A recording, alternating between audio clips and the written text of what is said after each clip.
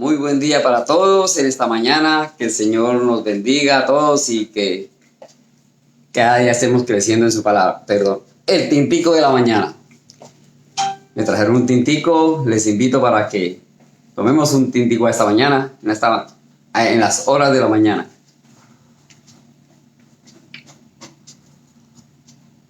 Y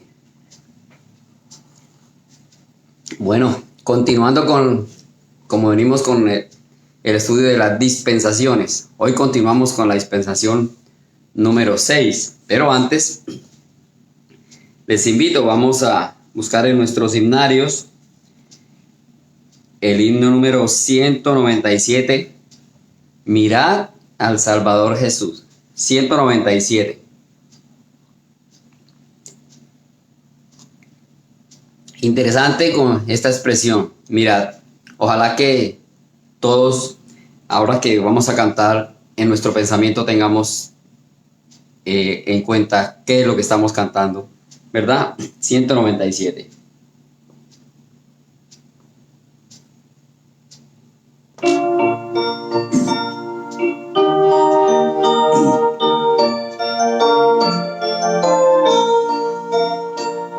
Mirad al Salvador Jesús, el príncipe benigno, por mí muriendo en la cruz, por mí también indigno, de amor la prueba él aquí, el Salvador murió por mí, por mí, por mí.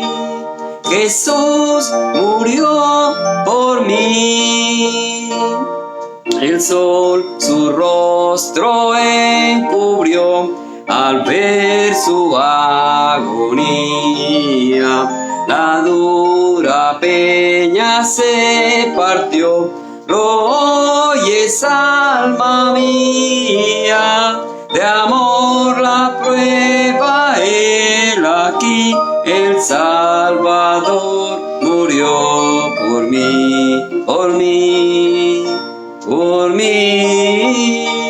Jesús murió por mí. Y yo también al ver la cruz, por ella soy vencido. Mi corazón te doy, Jesús, a tu amor rendido. De amor la prueba él aquí, el Salvador murió por mí, por mí, por mí. Jesús murió por mí. Muy claro, muy para tener en cuenta. Jesús murió por mí, pero también murió por ti. Entonces, si ya hiciste decisión de fe, qué rico, muchas bendiciones. Pero si aún no lo has hecho, es el momento, ¿verdad? Hoy es el día para aceptar al Señor Jesús como nuestro Salvador personal. Nuevamente, para terminar el tintico,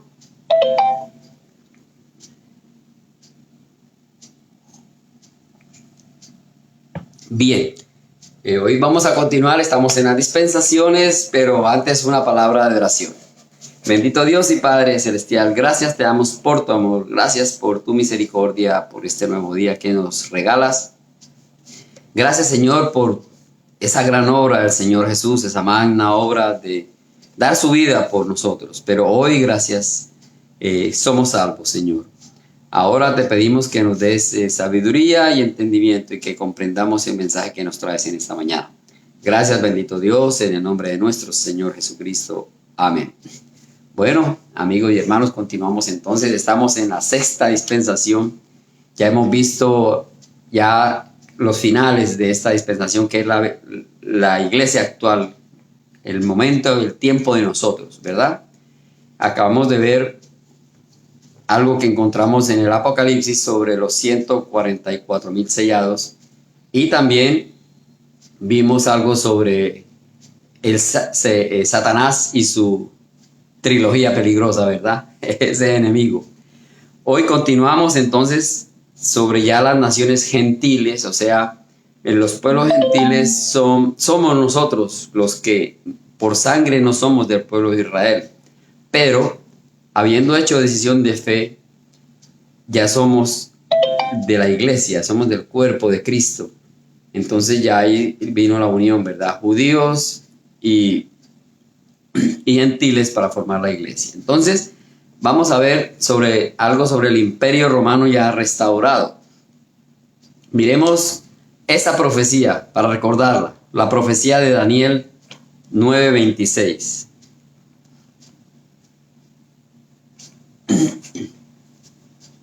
Daniel 9:26. Y después de las 62 semanas se quitará la vida al Mesías, mas no por sí, y el pueblo de un príncipe que ha de venir destruirá la ciudad y el santuario, y su fin será como inundación, y hasta el fin de la guerra durarán las devastaciones. Y por otra semana confirmará el pacto de muchos. A la mitad de la semana hará cesar el sacrificio y la ofrenda. Después, con la muchedumbre de las abominaciones vendrá el desolador, hasta que venga la consumación, y lo que está determinado se derrame sobre el desolador. Recordando aquí sobre las semanas que habló Daniel, ¿verdad? Y estamos a la espera, cuando no sabemos, de esa semana que está pendiente, esos 7 años. Y ahí es donde va a reinar el anticristo, ¿verdad? Y según Daniel, estamos en ese tiempo. Está cerca, porque estamos en el tiempo de nosotros los gentiles, como le dije hace un momento, ¿verdad? Recordemos que Daniel también representó todos estos tiempos. No lo representó Daniel, fue quien interpretó a través de esta estatua. Recordemos la estatua él habló sobre los reinos venideros, y él habló en su momento refiriéndose a Babilonia, Asiria, Medo-Persa, Grecia y Roma. Está el último acá en la lista, Roma. Entonces, el último imperio mundial, y durante el cual en esa época fue que vino Jesús y murió, la muerte del Señor Jesús. Entonces, ahí es donde se habla la restauración de Roma, y son las manifestaciones del anticristo. Será la cabeza principal, dice. Y aquí se está hablando de una confederación, y actualmente pues creemos que son 10 naciones, ¿verdad? Todavía no sabemos cuáles, pero es algo que se acerca. Miremos Apocalipsis capítulo 17.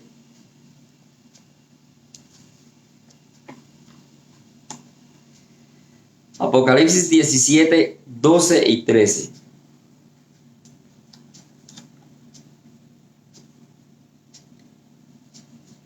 Dice así la palabra del Señor. Y los 10 cuernos que has visto son 10 reyes, que aún no han recibido reino, pero por una hora recibirán autoridad como reyes juntamente con la bestia. Estos tienen un mismo propósito y entregarán su poder y su autoridad a la bestia. O sea que aquí se habla de los 10 reyes y se habla de la bestia, ¿verdad? Del anticristo. De lo cual habló Daniel en su momento. Miremos Daniel 7. Vamos a perder acá. Daniel capítulo 7, versículo 7. Dice así. Después de esto miraba yo en las nubes visiones de la noche, y he aquí la cuarta bestia, espantosa y terrible y en gran manera fuerte, la cual tenía unos dientes grandes de hierro, devoraba y desmenuzaba, y las sobras hollaba con sus pies, y era muy diferente de todas las bestias que vi antes de ella, y tenía 10 cuernos. Mientras yo contemplaba los cuernos, he aquí que otro cuerno pequeño salía entre ellos, y delante de él fueron arrancados 3 cuernos de los primeros. He aquí que este cuerno tenía ojos como de hombre y una boca que hablaba grandes cosas. Entonces aquí estamos viendo sobre esos 10 reyes, sobre la bestia, y cómo después de esto sale uno nuevo que destruye a 3 más, a 3 de los existentes, para quedar un total de 8, ¿verdad? Y bueno, hay muchas cosas que nos llevan a estudiar en detalle esta situación para comprender cómo el Señor nos está hablando, cómo va a ser en estos últimos tiempos, ¿verdad? Pero bueno, ahí viene la restauración del Imperio Romano, habla de la bestia, del anticristo y todo lo que va a suceder en la tribulación. Entonces, los profetas anunciaron muchas cosas, nos dejaron escritos sobre otras naciones, ¿verdad? Y sobre la tribulación. Como también en Daniel 11, pero es todo el capítulo, les invito para que lo lean, se resume sobre los diferentes reyes, las diferentes regiones que van a estar involucradas en todo este proceso. Habla de los reyes del norte, llamados Gog y Magog, y se está referenciando geográficamente a las naciones que quedan por el norte, o sea, estamos hablando de Rusia, de Alemania y todos sus federados, todos sus aliados, por decirlo así. Luego habla de los reyes del sur, las confederaciones de naciones son los árabes y todo lo que corresponde a África, y estos han sido enemigos acérrimos de Israel. También habla de los reyes del oriente. Aquí podemos estar involucrando a China, y sabemos la potencia que es este país hoy en día, lo inmenso, la cantidad de gente que tiene, ¿verdad? Con todos sus aliados, y dice, se supone que vendrán contra Israel al final del periodo milenial. También habla de los reyes de Occidente. Entonces, son 10 reyes de los que habló Daniel en la famosa Roma restaurada. Es la restauración de Roma. Y se refiere a la Europa actual, Europa occidental, los países miembros del mercado común europeo. Entonces, todas estas naciones van a jugar un papel importante para complementar o concretar o definir el momento de la bestia, el momento del anticristo. Hoy en día estamos viendo eso ya muy a grosso modo, ¿verdad? Situaciones que se están pasando. Pero nada de esto está dicho o escrito al pie de la letra para nuestro parecer.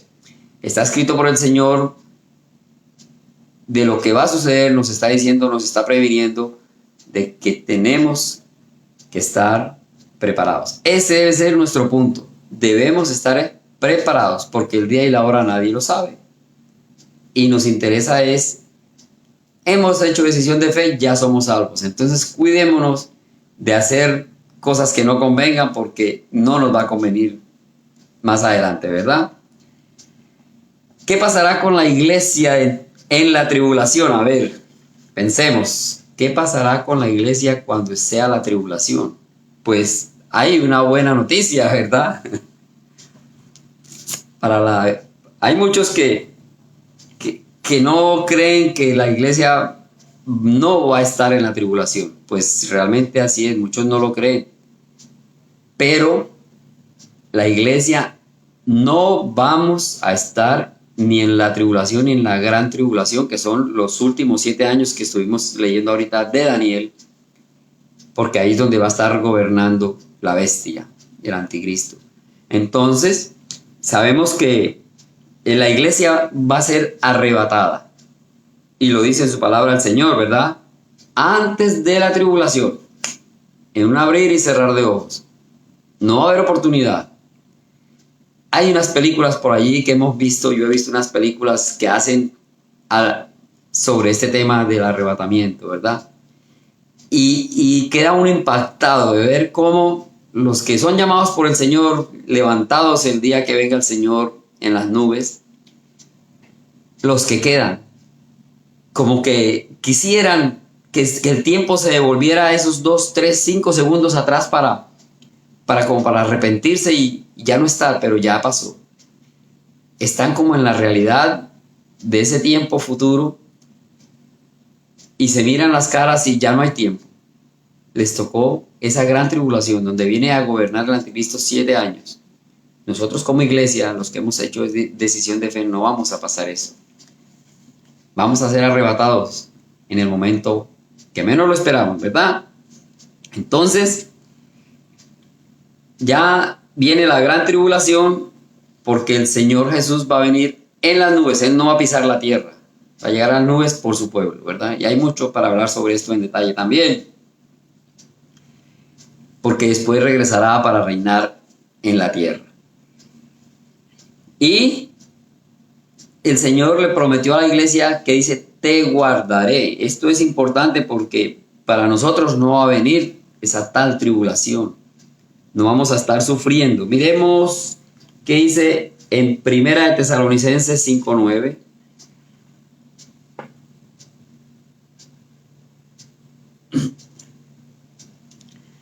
Primera de Tesalonicenses capítulo 5 versículo 9.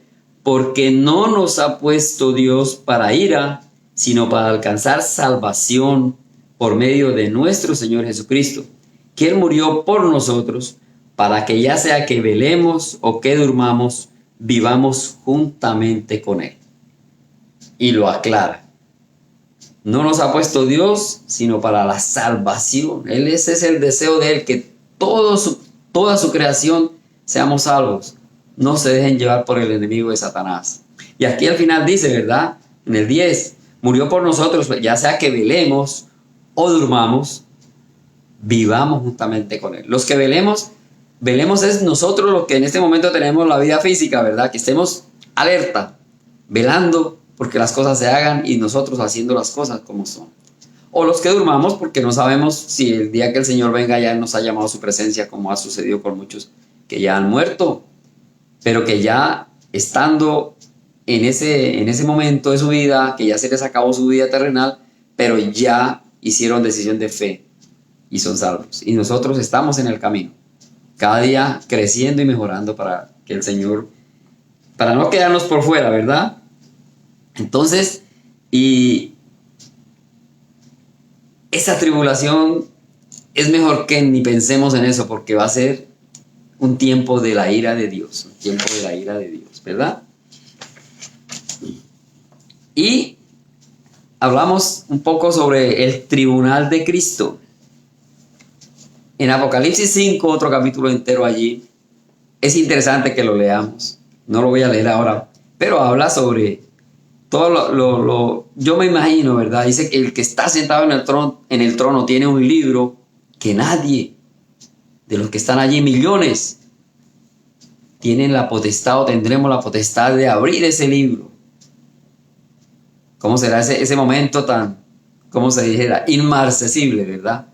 Estar allí, ver ese tesoro y como que, ¿quién? Pero resulta que allí dice que sale el que es, el elegido, el Cordero que dio su vida por nosotros, es el único. Y le adoran, ¿verdad? Donde allí están los sellos de los juicios, las trompetas de los juicios de Dios y las copas de la ira de Dios. Todo eso está consignado ahí. Entonces la iglesia va a estar allí adorando al Señor en los cielos y va a haber la gran tribulación en la tierra. Entonces, el Señor nos invita para que examinemos nuestras vidas y entreguemos los que no han hecho su vida al Señor Jesús. Leamos en 2 Corintios capítulo 5 versículo 10. 2 Corintios 5:10.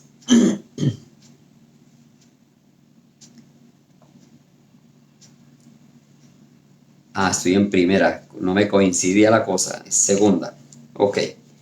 2 Corintios 5:10 dice, porque es necesario que todos nosotros comparezcamos ante el tribunal de Cristo, para que cada uno reciba según lo que haya hecho, mientras estaba en el cuerpo, sea bueno o sea malo.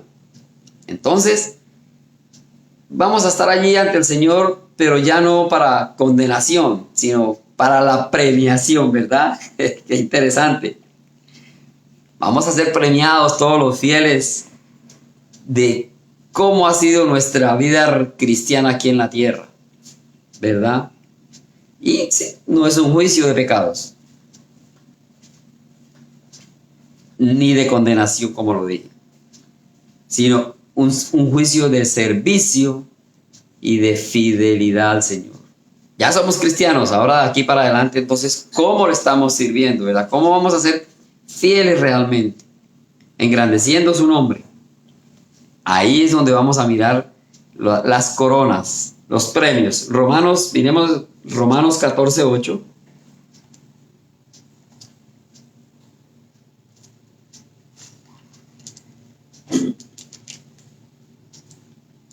Romanos 14:8.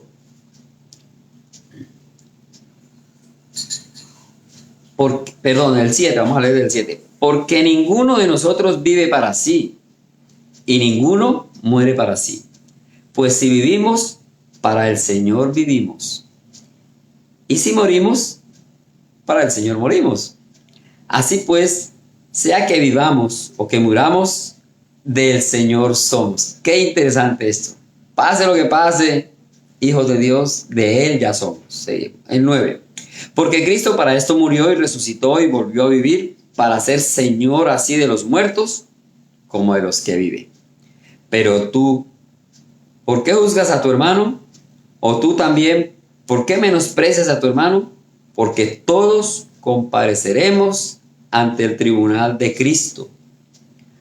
Porque escrito está: vivo yo, dice el Señor, que ante mí se doblará toda rodilla y toda lengua confesará a Dios, de manera que cada uno de nosotros dará a Dios cuenta de sí. Qué interesante, ¿verdad? Escrito está, dice el Señor, que Él vive para nosotros y nosotros estemos, dice que toda rodilla se doblará. Pero al final de cuentas, ¿qué es lo importante? Cada uno dará cuenta a Dios de sí. Por eso es que cuando fallece una persona, cuando muere, se va físicamente de esta tierra, ya no. Nosotros no podemos hacer nada por esa persona. No podemos hacer largas oraciones para que el Señor le salve. No podemos hacer nada por su alma. Tenemos la oportunidad ahora en vida, cada uno.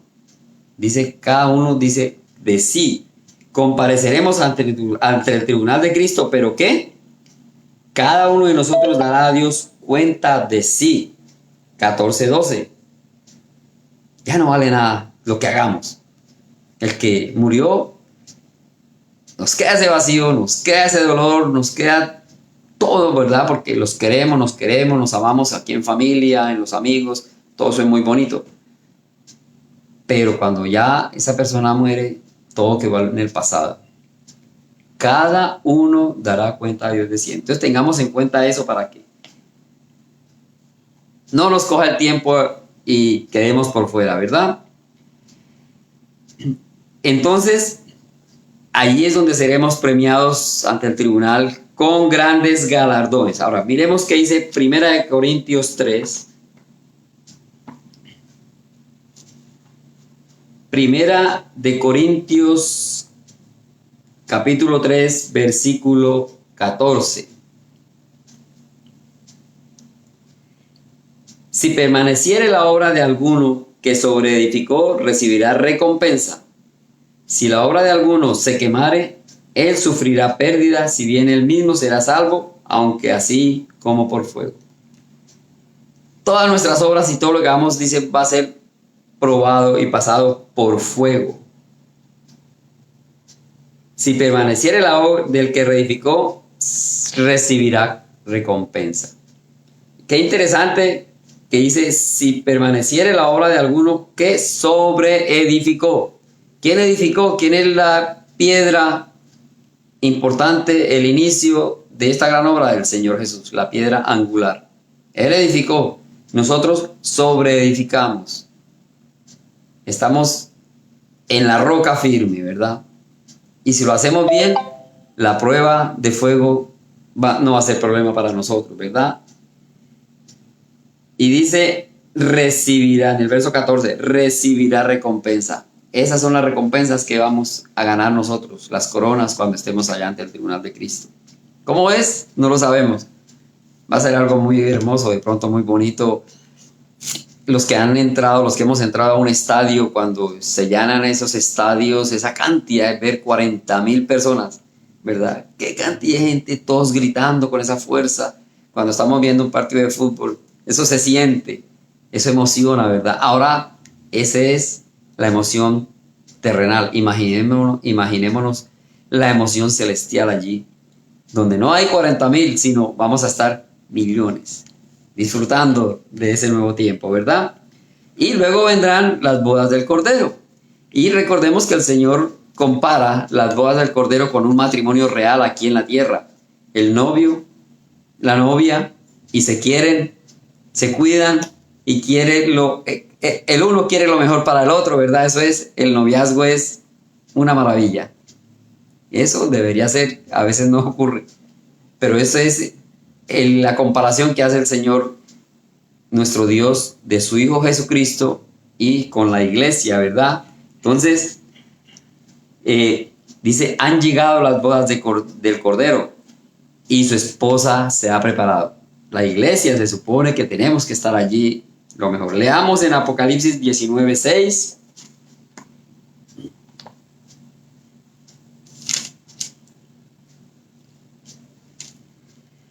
Y oí la voz de una gran multitud como el estruendo de muchas aguas y como la voz de grandes truenos que decía, aleluya, porque el Señor nuestro Dios Todopoderoso reina. Gocémonos y alegrémonos y démosle gloria, porque han llegado las bodas del Cordero y su esposa se ha preparado. Y a ella se le ha concedido que se vista de lino fino, limpio y resplandeciente, porque el lino fino es las acciones justas de los santos.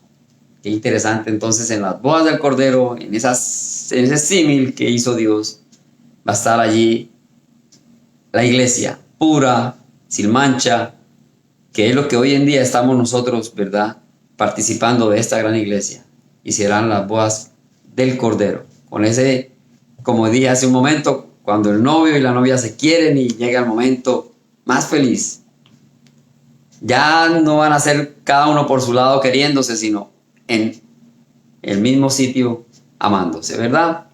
Entonces vendrá la parte ya de la consumación del plan de Dios. Estar con toda su creación, pero ya no solamente con creación, sino con todos sus hijos, con esa gran familia de Dios, ¿verdad?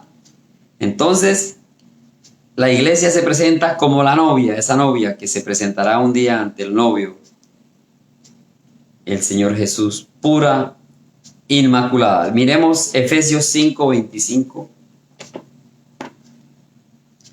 Efesios 5:25. Qué interesante el símil. Y qué bueno que podemos disfrutar y analizar y mirar. Dice en el 5:25, maridos, amad a vuestras mujeres, así como Cristo amó a la iglesia y se entregó a sí mismo por ella, para santificarla, habiéndola purificado en el lavamiento del agua por la palabra, a fin de presentársela a sí mismo una iglesia gloriosa, que no tuviese mancha, ni arruga, ni cosa semejante, sino que fuese santa y sin mancha. Eso somos y debemos ser nosotros, la iglesia, la novia, lista para esa gran boda.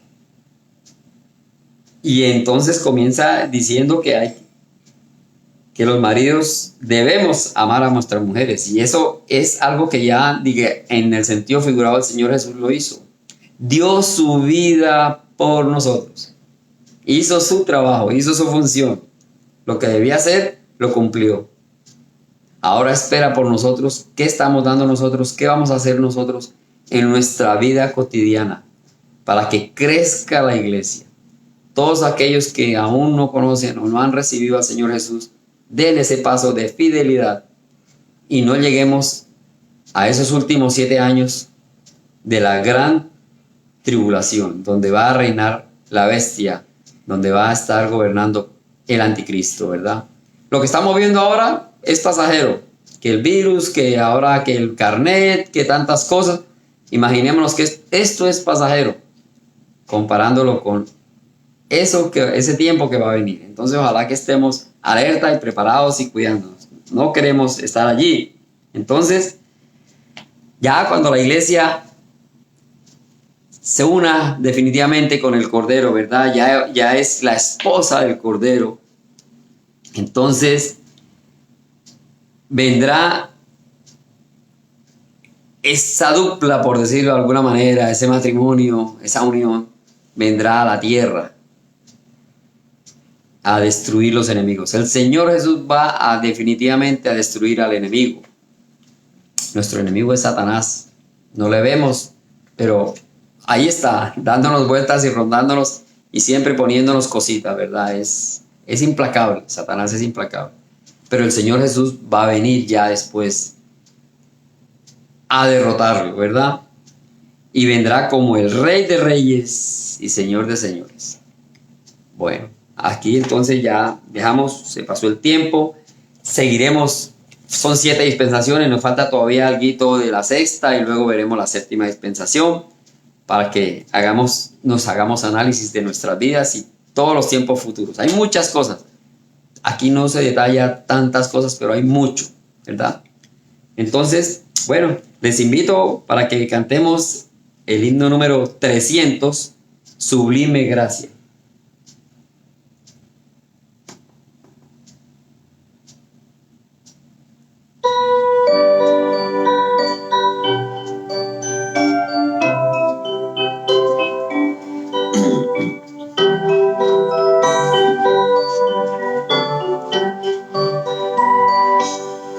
Sublime gracia del Señor, que un infeliz salvó. Fui ciego, mas hoy miro yo, perdido y Él me halló. Su gracia me enseñó a temer, mis dudas ahuyentó. Oh, cuán precioso fue a mi ser cuando Él me transformó. En los peligros o aflicción que yo he tenido aquí, su gracia siempre me libró y me guiará feliz. Y cuando en Sión por siglos mil brillando esté cual sol, yo cantaré por siempre allí su amor que me salvó. Bien, les invito para que tengamos una palabra de oración. Bendito Dios y Padre, gracias por tu amor, gracias por tu misericordia.